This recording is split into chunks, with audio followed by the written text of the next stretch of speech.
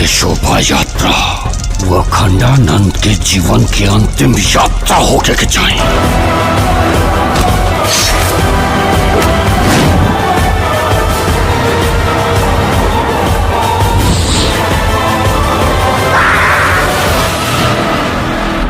दोस्तों आज की वीडियो काफी धमाकेदार होने वाली है, क्योंकि आज की वीडियो में हम बताने वाले हैं भोजपुरी की एक नई डरावनी और हॉरर फिल्म के बारे में, जिसका नाम है राज, जो आप सभी के बीच में बहुत जल्द रिलीज होने वाली है। और साथ ही बात करेंगे अपने हिट मशीन खेसारी लाल यादव की अब तक की सबसे बड़ी खबर के बारे में। तो वीडियो को लास्ट तक जरूर देखिएगा। अगर आप भी हॉरर फिल्में देखना पसंद करते हैं तो चलिए शुरुआत करते हैं। दोस्तों सबसे पहले आप सभी को बता दें कि SRK म्यूजिक की तरफ से भोजपुरी की एक नई हॉरर फिल्म राज का फर्स्ट लुक पोस्टर आउट कर दिया गया है, जिस फिल्म के निर्माता रोशन सिंह और निर्देशक लाल बाबू पंडित हैं। फिल्म में अरविंद अकेला कल्लू, पूजा गांगुली, शर्मिला सिंह, माही श्रीवास्तव और संजय वर्मा जैसे कलाकार दिखाई देने वाले हैं। आपको बता दें कि फिल्म राज एक सोशल और फैमिली हॉरर मूवी होने वाली है, जो भोजपुरी दर्शकों को काफी पसंद आएगी। जल्द ही इस फिल्म का धमाकेदार ट्रेलर SRK म्यूजिक चैनल पर रिलीज किया जाएगा। इसके साथ ही दोस्तों आपको बता दें कि SRK म्यूजिक के बैनर तले अपने हिट मशीन खेसारी लाल यादव की नई फिल्म रंग दे बसंती की शूटिंग हो रही है। आप देख सकते हैं जम्मू और कश्मीर में इसकी शूटिंग चल रही है, जहाँ से कुछ तस्वीरें निकल कर आई है। इसके अलावा अपने हिट मशीन का जो नया गाना रिलीज हुआ है आरा में, वो फाइनली 1 नंबर पर ट्रेंड कर रहा है YouTube के म्यूजिक सेक्शन में। और इस गाने को गाया है शिल्पी राज